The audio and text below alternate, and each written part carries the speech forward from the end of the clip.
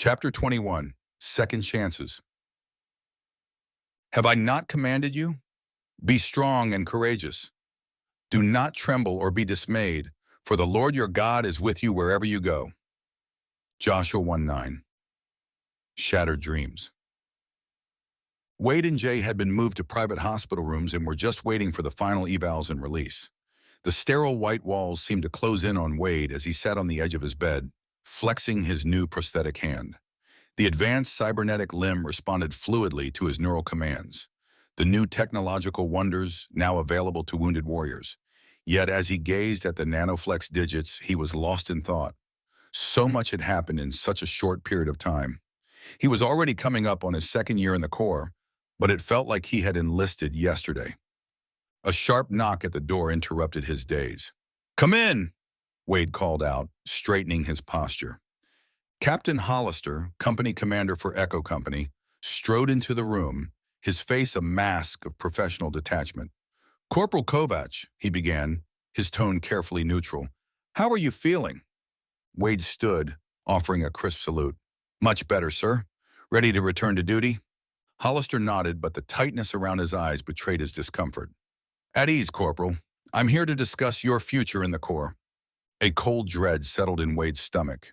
"Sir?" The captain sighed, his facade cracking slightly. "I'm sorry, Corporal, but with your prosthetic, you're disqualified from Ranger training." The words hit Wade like a physical blow. He felt the air leave his lungs as if he'd been sucker punched.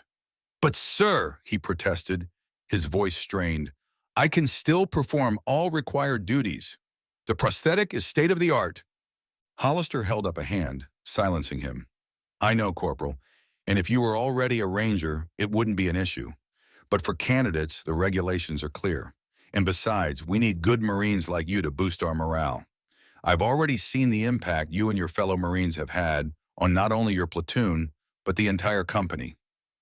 No, it's best to settle in and contribute where you're needed most." Wade's mind raced, searching for arguments, loopholes, anything to change this devastating verdict. But the finality in Hollister's eyes told him it was futile. His dream, the driving force behind every decision he'd made for years, was slipping away. "I understand, sir," Wade managed, his voice barely above a whisper. Hollister's expression softened slightly. "You're one fine Marine, Kovac. This doesn't change that. Take some time and we'll discuss your options when you're cleared for duty." With a final nod, the captain left, leaving Wade alone with the crushing weight of shattered aspirations. Return to New Quantico. The following week passed in a blur of final medical checks. Wade went through the motions mechanically, his usual enthusiasm dampened by the lingering shadow of his disqualification. Even Jay's constant attempts at humor did little to lift his spirits. Finally, on a crisp autumn morning, Wade and Jay found themselves standing outside the hospital, duffel bags at their feet.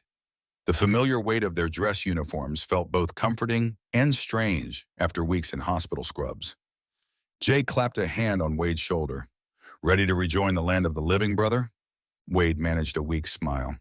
"As ready as I'll ever be."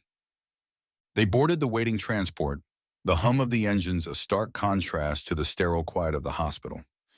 As they lifted off, bound for New Quantico, Wade found his gaze drawn to the prosthetic hand resting in his lap. It was a constant reminder of what he'd lost and what he could no longer achieve. Only 5 miles away, the sprawling expanse of New Quantico came into view, its training grounds and barracks a hive of activity even from the air. As they touched down, Wade felt a mixture of emotions wash over him: relief at returning to familiar surroundings, anxiety about facing his fellow Marines, and a deep-seated uncertainty about his future. Their arrival didn't go unnoticed. As they stepped off the transport, a blur of motion caught Wade's eye. Before he could react, Mayumi had thrown her arms around him in a fierce hug. "You're back!" she exclaimed, her usual composure cracking with genuine joy. Bikram wasn't far behind, grinning broadly as he embraced Jay. "Careful, Kato," Wade chuckled, wincing slightly. "Still a bit tender." Mayumi stepped back, her eyes widening as she noticed his prosthetic for the first time. "Oh, Wade," she said softly, her expression a mix of sympathy and admiration. Wade squeezed Nanoflex's fingers into a fist, forcing a smile. Latest model. The docs say I'll be back to full duty in no time. Jay, ever perceptive, quickly steered the conversation to lighter topics. So what did we miss? Please tell me the chow halls improved while we were gone. Bikram laughed, shaking his head. Dream on, brother. Same old slop, I'm afraid. As they made their way to the barracks, swapping stories and catching up, Wade felt a small spark of his old self returning. These were his people, his family, and Kristen, his new love, was only a stone's throw away in town. The four burst into their new quarters, tossing duffels onto bunks with practiced ease. As they settled in, the air buzzed with excited chatter. Can you believe that Skravak conspiracy? Mayumi shook her head. I got a feeling they'll be unraveling this for a while. Bikram grinned, fingering the metal on his chest. At least we got some shiny hardware out of our last mission. Speaking of hardware, Wade mumbled, flexing his mechanical hand. The mood shifted as they turned to the future. Mayumi's eyes lit up. Guess what? They've offered me a spot in platoon leader's class. I could be an intel officer. Bikram's smile faded. That's great, May, but I've seen enough. I'm out as soon as my time's up. All eyes turned to Jay. He squirmed, not wanting to bring up a sore subject. Well, I've given it a lot of thought. Prayed about it, you know. I think I need to stick to my original plan. Bikram's eyebrows shot up. Ranger school, then? Jay nodded. Yeah, once I'm back in fighting shape and get a class date. Mayumi beamed at Wade. That's awesome! You two will be going together, right? The silence that followed was deafening. Wade held up his mechanical hand. Not exactly. This new gear, it's calling the shots now.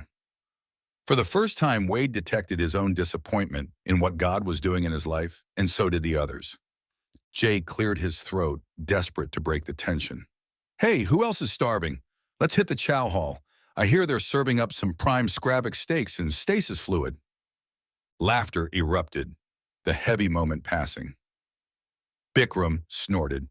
Only you could make a gut bomb sound appetizing, Jay. As they filed out, the banter continued, but a hint of uncertainty lingered in the air. The future, it seemed, held different paths for each of them. Beyond the Rangers. The weeks that followed saw Wade throwing himself into his duties with renewed vigor. If he couldn't be a Ranger, he'd be the best Marine regular he could be. His prosthetic became an extension of himself, and soon he was outperforming many of his able-bodied comrades in physical training. But it wasn't all work. In the evenings, Wade found solace in his budding relationship with Kristen. Their dates became a bright spot in his otherwise regimented life, a reminder that there was more to existence than military life. One balmy evening, they strolled hand in hand through a small park on the outskirts of the base. The setting sun painted the sky in hues of orange and pink, casting a warm glow over everything. You seem different today, Kristen observed, her blue eyes studying Wade's face. More at peace. Wade leaned back, his eyes distant. You know, I think I'm finally starting to come to terms with everything. Kristen tilted her head, curious. Yeah? Remember the other night in Bible study when we were diving into Ephesians? Chapter 2, Kristen nodded, a small smile playing on her lips. Wade's face lit up. Exactly. Verses 8 through 10. Man, they hit me like a ton of bricks. Kristen closed her eyes for a moment, reciting, For by grace you have been saved through faith, and that not of yourselves, it is the gift of God, not as a result of works, so that no one may boast. For we are his workmanship, created in Christ Jesus for good works, which God prepared beforehand so that we would walk in them. That's it, Wade said softly. He ran a hand through his hair, gathering his thoughts. I was thinking about how lost I was before I found Jesus. Or maybe it's more accurate to say, before he found me. Kristen listened intently as Wade continued, his words picking up speed. I was such a mess, you know? And I realized I hadn't done a single thing to deserve God's love. But he put the right people in my path, people who told me about his mercy, his majesty as the Creator King. Wade's eyes shone. His grace drew me in, and then he gave me purpose, something way bigger than the selfish stuff I was chasing before. He paused, his voice growing softer. And to think, this was his design all along. Even before I was born, he knew me. He was thinking about me. He had this plan, and it was good. Wade straightened up, a new resolve in his posture. So I figured, why not trust him? Be thankful that he's got me right where he wants me, you know? I want to serve him wherever he puts me. He shrugged, a wry smile on his face. My path might not look like what I imagined, but that's okay. More than okay, actually. Kristen squeezed his hand, his prosthetic one, without hesitation. You're an extraordinary man, Wade Kovach. Ranger or not, you're going to do great things. I can feel it. Her unwavering faith in him warmed Wade's heart. He pulled her close, savoring the moment of connection. Whatever the future held, he was grateful to have Kristen by his side. Meeting the Admiral. As Wade and Kristen strolled hand in hand through the park one evening, she turned to him with a mix of excitement and nervousness in her eyes. Wade, I think it's time you met my parents, she said softly. My father, Admiral Kitzler, is home from deployment, and he and my mother want to have you over for dinner. Wade felt a flutter of anxiety in his stomach. Meeting Kristen's parents was a big step, especially given the Admiral's high rank. Of course, he replied, trying to sound more confident than he felt. I'd be honored.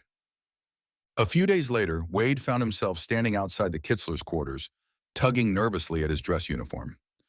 Kristen squeezed his hand reassuringly before leading him inside. The Admiral and his wife Sarah greeted him warmly. Despite the older couple's casual demeanor, which seemed almost too relaxed, Wade couldn't shake the feeling of being under intense scrutiny. Sarah Kitzler served dinner, which was a simple yet delightful meal, centered around the warmth of love. She used everyday plates and utensils, which put Wade at ease. The conversation flowed effortlessly, filled with laughter and lighthearted stories, creating a cozy and inviting atmosphere. Wade quickly sensed that there was no rank here. The Admiral and his wife welcomed him as family. He found himself enjoying the meal without the burden of perfect manners, allowing himself to fully embrace this ordinary yet extraordinary moment. All of this was a pleasant and welcome surprise. As he watched Kristen interact with her mother, he couldn't help but see the clear resemblance of her beauty and charm.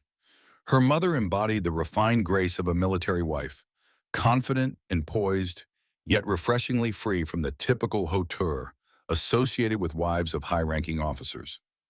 As the meal came to an end, Wade's earlier comfort shifted into a mix of nervousness and determination.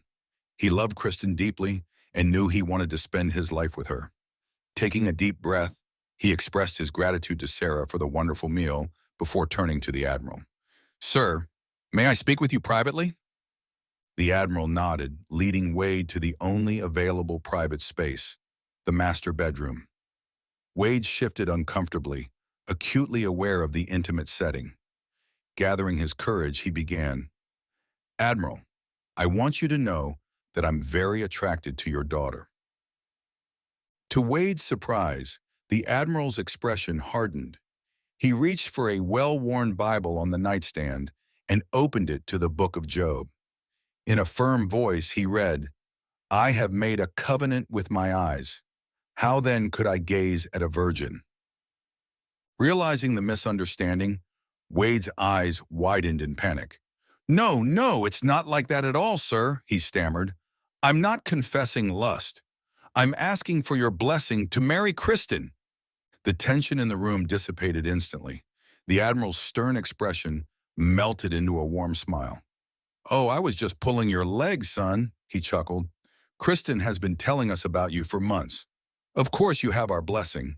Sarah and I would be delighted to welcome you into the family. We were wondering what took you so long. Overwhelmed with relief and joy, Wade thanked the Admiral profusely. They rejoined the others, and Wade couldn't contain his smile as he looked at Kristen. Later that evening, as they walked together under the stars, Wade recounted the awkward misunderstanding to Kristen, who alternated between laughter and happy tears. I can't believe you managed to turn a marriage proposal into a near disaster, she teased, her eyes shining with love. Wade grinned sheepishly. Well, I guess it's a story we'll be telling our grandkids someday. He pulled her close, marveling at how his life had changed. From a lost young man to a Marine with purpose, and now a soon-to-be husband. As they walked, Wade silently thanked God for the path that had led him to this moment of incredible joy. The waiver revelation. The mess hall buzzed with the usual cacophony of voices and clattering trays. Wade navigated the crowded space, his tray balanced carefully in his prosthetic hand. He was so focused on not spilling his coffee that he nearly collided with a broad-chested officer in ranger fatigues. "Watch where you're going, Marine," a familiar gravelly voice barked. Wade's head snapped up, recognition dawning. "Lieutenant Venn?" he blurted, then quickly corrected himself. "I mean, Captain, sir. My apologies." Captain Darius Venn's cybernetic eye whirred as it focused on Wade's face. "Well, I'll be," he growled, a hint of a smile tugging at his craggy features. Corporal Kovac, the hotshot from Mars who was so eager to be a ranger, and then went out and made himself a hero before he even got through the gauntlet. "Yes, sir," Wade replied, snapping to attention as best he could while holding his tray. "I mean, no, sir, I'm not a hero, just a Marine." Venn waved him off. "At ease, Corporal. You're much more than just a Marine. Join me for chow. That's an order." They found a relatively quiet corner of the mess hall, and Venn fixed Wade with an appraising stare. "I've heard about your exploits, Kovac. That business with the Skravik ship. Impressive work." "Thank you, sir," Wade said, a hint of pride creeping into his voice. "Just doing my duty." Venn nodded, taking a swig of his coffee. "So when are you shipping out to Ranger School? A Marine with your record, I'd expect you to be halfway through the course by now." Wade's expression fell, his gaze dropping to his prosthetic hand. I can't, sir. The prosthetic disqualifies me as a candidate." Venn's cybernetic eye whirred again, focusing on Wade's hand. For a long moment, he said nothing, simply studying the young Marine before him. When he spoke, his voice was uncharacteristically gentle. "You know, Kovac, I'm surprised at you. The eager young recruit I met on Mars wouldn't have given up so easily." Wade's head snapped up, confusion evident on his face. "Sir?" Venn leaned forward, his voice low and intense. "Listen up, Marine, you're still a little dense. The Corps has a waiver for almost everything, including Ranger candidates with prosthetics." Hope flared in Wade's chest, so bright it was almost painful. "But my CO said—" "Your CO isn't a Ranger, is he?" Venn cut him off. "He doesn't know every loophole and exception, but I do." He fixed Wade with a steely gaze. "The question is, Corporal, do you still want it? Are you willing to fight for it?" Wade's mind raced, possibilities he'd thought forever closed suddenly reopening before him. He met Venn's gaze, his voice firm and resolute. "Absolutely, sir." A rare smile crossed Venn's face. "Good, because I'd hate for good material to go to waste, Kovac. I'm here on a special assignment, digging deeper into those mining operations tied to the government scandal. I'm headed out tomorrow, but I'll put in a good word for you. The Ranger net is pretty tight. It'll get to regimental headquarters before you can blink." Wade's heart pounded in his chest. This was it, a second chance, the opportunity to pursue the dream. "I'm in, sir," he said without hesitation. "Whatever it takes."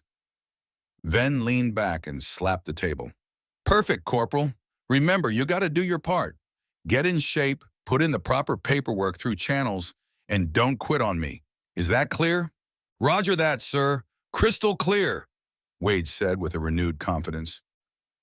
Old friends and new Rangers. "Wade, is that you?" The familiar voice cut through the mess hall chatter, causing Wade to turn. His eyes widened in surprise as he saw Briggs and Alex approaching, both sporting the distinctive Ranger tab on the left shoulders of their fatigues. "Oh, sorry, sir," Briggs addressed Captain Venn, snapping to attention. "We apologize for the interruption, but we couldn't help noticing our old bootmate." Venn looked at Wade with a smirk, pumping his thumb over his shoulder. "You know these two knuckleheads?" Wade sarcastically replied with a grin, I've never seen these two losers before in my life. All four laughed at the obvious joke. Very well, Ven nodded, a hint of amusement in his gruff voice. I'll leave you to catch up. Standing to his feet, the captain looked at his two newly assigned rangers. You know what time you need to be in formation? Don't be late. Then turning to Wade, he added, Kovac, remember what we discussed. With that, Ven strode away, leaving the reunited friends. As soon as Ven was out of earshot, Briggs let out a low whistle. Man, Wade, your ugly mug has been plastered all over the news feeds, taking down that Skravik ship, exposing the conspiracy. You've been busy, bro. Wade felt a flush of embarrassment. Just doing my job. But look at you two, already tabbed. That's incredible. Has it been